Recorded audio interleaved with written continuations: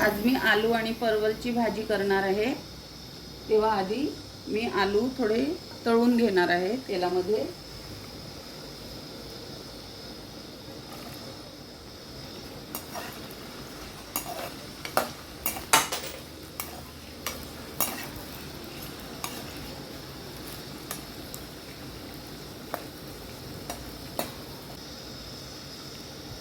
थोडं मीठ, थोडी हळद,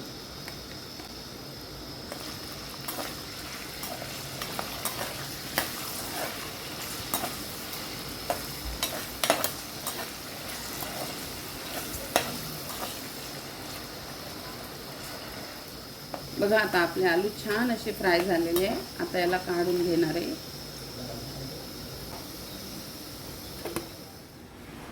जिरं आणि ह्या 4-5 हिरव्या मिरच्या।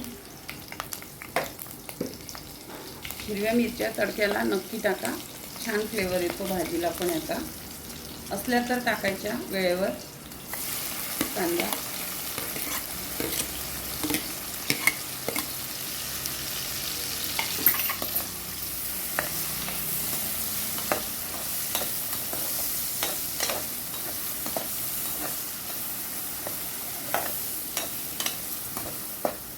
आलं लसणाची पेस्ट थोडं अर्धा चम्मच,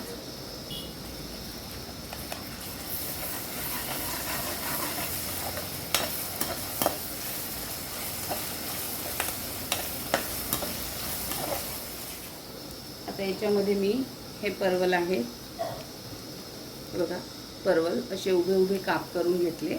आता याच्यामध्ये मी हे घालणार आहे, कारण याला म्हणजे पाणी न घालता बिना ग्रेव्हीचे तर करायचे आहे आपल्याला मोकळे,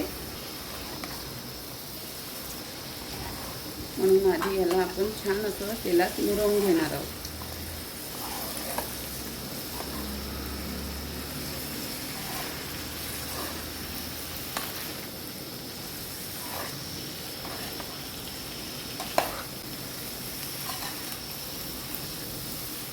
त्याच्यामध्ये 1 ते 1.25 चम्मच मीठ घालून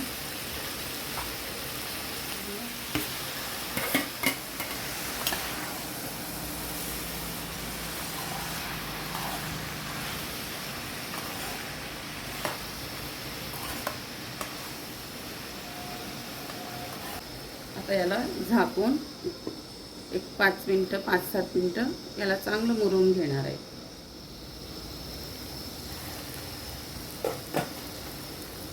बघा आता परवल छान असे मुरलेले आहे। मी याला मधात 1-2दा फिरवून घेतलेलं।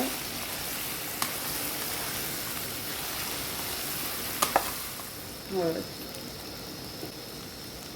धने पावडर, अर्धा चमचा जिरे पावडर, सौंफ पावडर, तिखट, मीठ मी आधीच घातलं होतं परवल घातले तेव्हा, म्हणून मी आता मीठ नाही घातलेलं।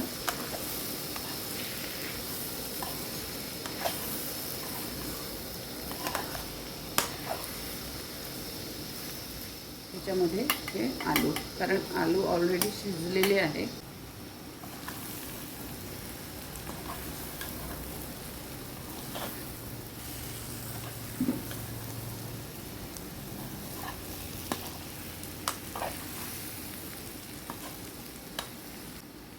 याला थोडंसं पाण्याचं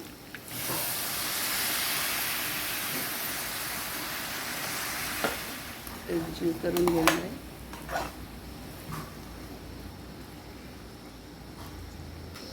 थोडं 1-5 मिनिटं त्याला मुरवून घेणार आहे।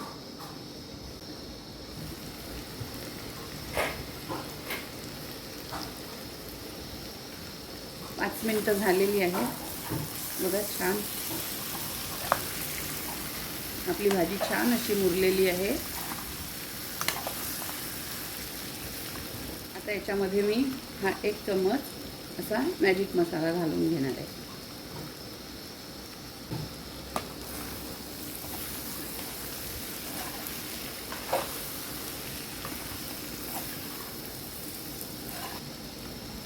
कोथिंबीर,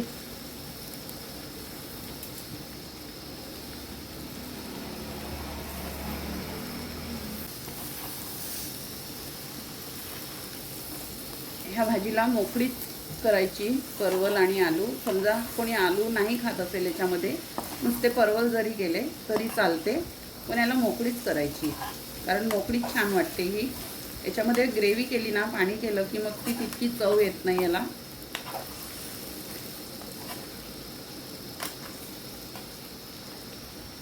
बघा, रेडी आहे आपली आलू परवलची भाजी. हे बघा, छान शिजले.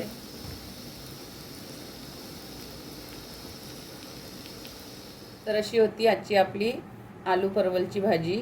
मी म्हटलं काय तुम्हाला नुसती आलू परवलची भाजी दाखवायची, तर मग ही चपाती आणि खिचडी केली होती. हे बघा, तुरीची डाळ आणि तांदूळची खिचडी, त्याला मग फ्राय केली छान, कांदे, मिरची, कढीपत्ता, हिंग वगैरे घालून. आणि हा पापड खूप छान बेत आहे, नक्की ट्राय करा. आणि आलू परवलची भाजी माझ्या पद्धतीने कशी वाटली मला नक्की सांगा. खूप छान चव झालेली आहे. आणि तुमचा एक छोटासा कमेंट माझ्याकरता खूप महत्त्वाचा आहे. लाईक करा, कमेंट करा, सबस्क्राईब करा. आपलं सर्वांचं खूप खूप धन्यवाद.